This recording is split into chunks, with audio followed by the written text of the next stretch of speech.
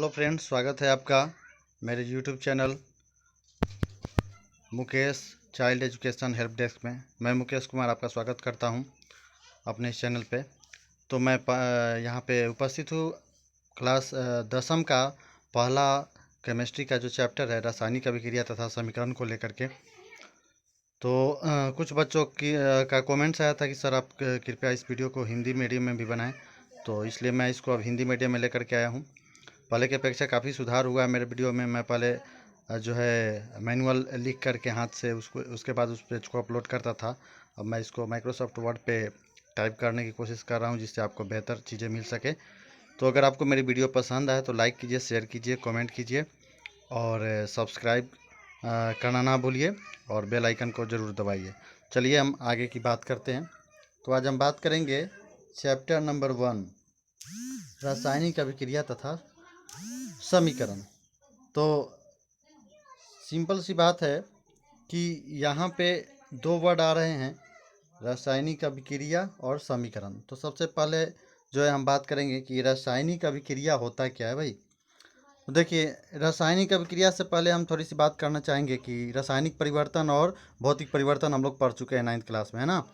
तो वैसा परिवर्तन जिसमें कोई भी नया पदार्थ का निर्माण होता है रासायनिक परिवर्तन कहलाता है। जैसे दूध से दही का बनना, है ना। और वो रासायनिक परिवर्तन क्या बताया गया था कि वो इरिवर्सिबल प्रोसेस होता है। मतलब कि क्या उसको बोलते हैं, अवांछनीय अभिक्रिया कह सकते हैं, क्या उसको बोलते हैं हिंदी में, हाँ, कि जो पुनः जो है अपने पूर्वोत्तर अवस्था में ना आवे। जैसे दूध से दही बन गया तो दही से दूध तो फिर नहीं बनेगा, तो रासायनिक परिवर्तन है, ठीक है।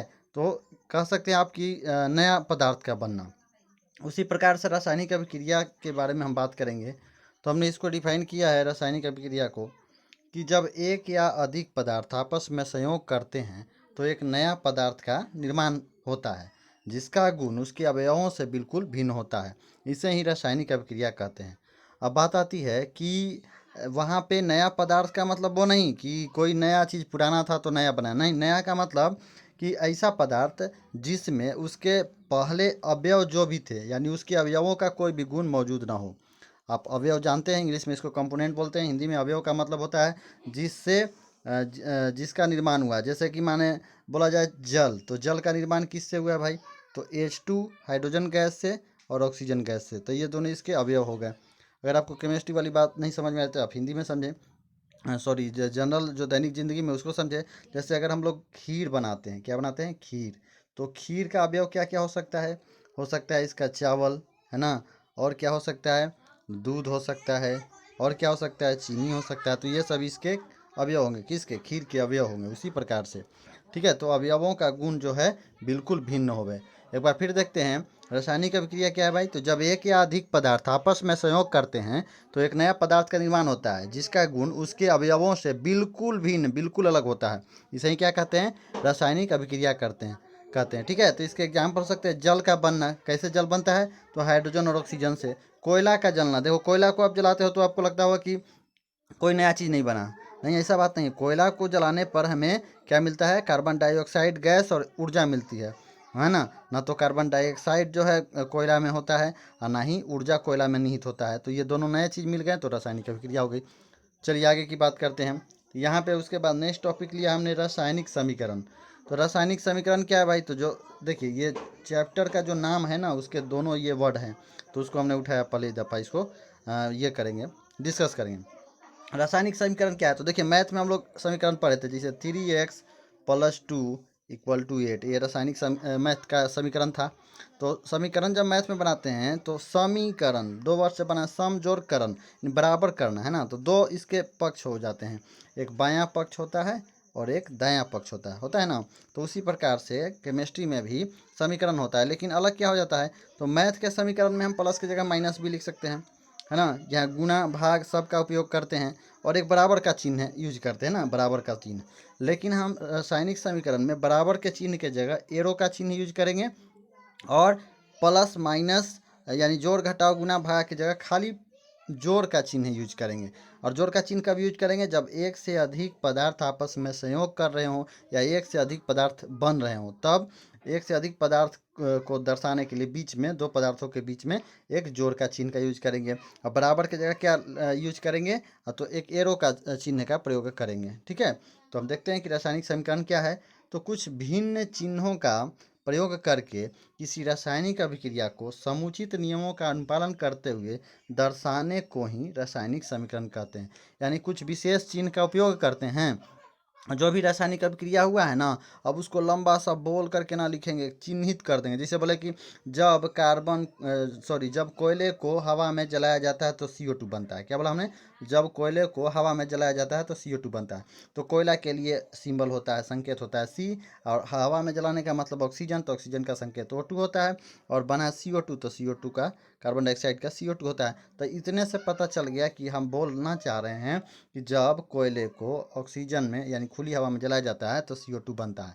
अब इतना बड़ा बात कहना है तो यह सिंबल है कुछ। ठीक है, इस प्रकार से बहुत सारे भाषा का अलग अलग सिंबल होता है ना। जैसे अंग्रेजी में अगर कोई बोलना चाह रहा है कि भैया हम ना एप्पल लिखना चाहते हैं, एप्पल कहना चाहते हैं, तो आप ऐसे लिखते हो APPLE। उसी चीज़ को आप हिंदी में लिखते हो सेव। ठीक है, तो वैसी केमिस्ट्री की भाषा समझ लीजिए। और इस भाषा को जानने के लिए आपका जो बेसिक अच्छा होना चाहिए। आपने 9th में पढ़ा होगा कि कार्बन का C, ऑक्सीजन का वो होता है ना। तो यही चीज़ है कि रासायनिक समीकरण क्या है? तो कुछ भिन्न चिन्हों का प्रयोग करके किसी रासायनिक अभिक्रिया को समुचित नियमों का अनुपालन करते हुए, और नियम भी होना चाहिए, कुछ नियम है, उसका अनुपालन करते हुए जिसे दर्शाते हैं वो रासायनिक समीकरण कहलाता है। ठीक है, अब नेक्स्ट चलते हैं हम। रासायनिक समीकरण लिखने का नियम कुछ होता है ना भाई, कैसे लिखते हैं। ठीक है, तो रासायनिक समीकरण लिखने का नियम 3-4 नियम है। हम थोड़ा थोड़ा रोज़ आपको पढ़ाएंगे, आप रोज़ इस चीज़ को देखते जाइए, फॉलो करते जाइए। और NCERT या कोई दूसरा भारतीय भवन बुक में भी पढ़ सकते हैं, तो आपको कहीं कोई दिक्कत नहीं होगी। तो पहला नियम हमने लिखा है यहाँ पे कि भैया पहला नियम क्या है? तो तीर के निशान के पहले पहले यानी तीर के पूंछ के पहले अभिकारक और तीर के सिर के बाद, जैसे ये तीर है तो क्या लिखा है कि तीर के निशान के पहले, तीर के निशान का पहले ये वाला पोर्शन है। लेकिन अगर तीर उल्टा हो तो पहले बाद में पता ना चलेगा, तो हमने लिख दिया ब्रैकेट में तीर के पूंछ के पहले। तो तीर का पूंछ ही है, तो इसके पहले क्या लिखते हैं? अभिकारक लिखते हैं। यानी तीर के पहले जो है, पूंछ के पहले लिख देंगे यहाँ अभिकारक। ये अभिकारक क्या होगा अभी हम आगे बात करेंगे। और क्या कर रहा है? और तीर के सिर, तो तीर का सिर ये है, तो इसके बाद में क्या लिखते हैं? प्रतिफल लिखते हैं। तो हमेशा आपको याद रखना है कि तीर का जो निशान है उसके पूंछ के पहले क्या लिखना है? अभिकारक। और तीर के निशान है उसका सिर के बाद में क्या लिखना है? प्रतिफल। प्रतिफल को उत्पाद भी बोलते हैं, याद रखिएगा, प्रतिफल को उत्पाद भी बोलते हैं। तो इस चीज़ पर मैं ज़्यादा जोर दे रहा हूँ, इसको ध्यान से समझिए। तीर के निशान बना लेना है, तो तीर के निशान के जो पूंछ होगा ना, पूंछ के पहले जो भी लिखा होगा वो अभिकारक होगा। चाहे तीर इस डायरेक्शन में रहेगा तब भी पूंछ के पहले जो रहेगा वो क्या होगा? अभिकारक होगा। हम क्या करना चाह रहे हैं, फिर से ध्यान सुनिए। अगर तीर ऐसे हो तो इसके पूंछ के पहले अभिकारक होगा, और इसके तीर के जो सिर है उसके बाद में ये प्रतिफल होगा। लेकिन मान लो कि इसी रिएक्शन में तीर उल्टा दे दे तो क्या इधर अभिकारक होगा? नहीं, तब हमको पूंछ देखना है। तीर का पूंछ जिधर है उधर होगा अभिकारक, का तीर का सिर जिधर है उधर उत्पाद या प्रतिफल होगा। ओके, तो आगे बढ़ते हैं फिर। तो ये पहला हो गया। अब बात आती है कि भैया अभिकारक क्या होता है। देखो ये खुद बता रहा है कि अभिकारक। ठीक है, तो इसको कहेंगे वो सभी पदार्थ जो रासायनिक अभिक्रिया में भाग लेते हैं उसे ही अभिकारक कहते हैं। क्या कहते हैं? जो रासायनिक अभिक्रिया में भाग लेते हैं। जैसे मान लो हमें बनाना है पूड़ी, तो पूड़ी बनाने के लिए क्या चाहिए? आटा चाहिए ना। तो आटा क्या है? अभिकारक है। आटा ना रहेगा तो पूड़ी ना बनेगा। तो वैसे ही अगर जल बनाना है तो जल बनाने के लिए हमको क्या चाहिए? हाइड्रोजन चाहिए, ऑक्सीजन चाहिए। तो ये दोनों के दोनों क्या हो गए? अभिकारक, क्योंकि ये ना रहेंगे तो जल H2O नहीं बनेगा। तो अभिकारक कहाँ लिखना है? पूंछी के पहले। देखो ये पूंछ के पहले लिख दिए। और प्रतिफल जो बना उसको कहाँ लिखना है? तो सिर के बाद में, तीर के जो निशान है उसके सिर के बाद में, तो H2O लिखा बाद में। ठीक है, तो वे सभी पदार्थ जो रासायनिक अभिक्रिया में भाग लेते हैं उसे ही अभिकारक कहते हैं। और ये एक से अधिक भी हो सकते हैं, सही बात है, एक भी हो सकता है। जैसे देखो ये आपका हो गया CaCO3, तो अभिकारक एक हो गया। अब बना CaO प्लस CO2, तो ये प्रतिफल दुगो हो गया, कैल्शियम ऑक्साइड और CO2। तो ये अभिकारक है ना, पूंछ के पहले है तो, है ना, तो एक है। और एक से अधिक अभिकारक कैसे होगा? जैसे C + O2, तो एक से अधिक हो गया CO2। ठीक है, तो ये प्रतिफल हो गया। तो एक से अधिक भी हो सकते हैं, है ना। जैसे यहाँ पे लिखा है कि हाँ ये हो गया अभी। अब उसके बाद प्रतिफल देख लो, प्रतिफल है उत्पाद, वे सभी पदार्थ जो रासायनिक अभिक्रिया के पूर्ण होने पर बनता है, प्रतिफल कहलाता है। कौन से पदार्थ? तो वे सभी पदार्थ जो रासायनिक अभिक्रिया के पूर्ण होने पर बनता है, क्या कहलाता है? प्रतिफल कहलाता है। क्या कहलाता है? प्रतिफल। यानी रासायनिक अभिक्रिया कंप्लीट हो गया, जैसे रोटी बेल करके उसको हम बना लिए, पूरी पूरी बन के तैयार होगा तो वो प्रतिफल हो गया। जैसे कार्बन को हम हवा में जला दिए तो पूरा कार्बन जल गया, सॉरी कोयला पूरा जल गया, तो कोयला के जलने के बाद में क्या मिला? CO2। तो ये कंप्लीट होने के बाद, रिएक्शन पूर्ण होने के बाद मिला ना CO2, तो ये हो गया प्रतिफल। ठीक है। अब आगे देखिए, कुछ एग्जाम्पल हमने लिए, जैसे हाइड्रोजन तथा ऑक्सीजन से जल का निर्माण, है ना। हाइड्रोजन से देखो यहाँ पे ना, ये जो टाइप कर रहे थे ना, इसमें एरो का साइन नहीं आ रहा था, H2 वैसे लिखा रहा था। तो ये आप ध्यान दीजिए कि H2 जो लिखा है इसका मतलब 2 नीचे है, प्लस O2 लिखा है तो O में 2 नीचे है। ये जो सिंगल जो ये डैश है वो एरो का साइन है, तो H2O है। ठीक है, इसको आप लिख सकते हैं। वीडियो को पॉज कीजिए, जैसा मैं लिख रहा हूँ वैसे लिख लीजिए। तो H2 + O2, तो H2O का निर्माण हुआ। H2O किसका सूत्र है? जल का सूत्र है। किसका सूत्र है? जल का सूत्र है। तो यहाँ देखो बताया कि H2 और O2, ठीक है, H2 और O2 क्या है? अभिकारक है, क्योंकि ये जो डैश वाला जो साइन आपको दिख रहा है ये ऐसे एरो है, तो इसके पूंछ के पहले जो है अभिकारक है और इसके बाद में H2O जो है वो प्रतिफल है। अब देखिए अगला पॉइंट कर है कि दूसरा में एक से अधिक पदार्थों के बीच में जोड़ का चिन्ह लगाता है। अभी हमने बताया कि अगर पदार्थ एक से अधिक है, जैसे C है या O2 है, तो दोनों को एक साथ ना लिखेंगे ना, एक से अधिक है तो जोड़ का चिन्ह लगाते हैं, उसके बाद एरो देते हैं, फिर CO2 बनाते हैं। तो ये हो गया आपका एक से अधिक पदार्थों के बीच में जोड़ का चिन्ह लगाते हैं। अगला पॉइंट क्या रहा है?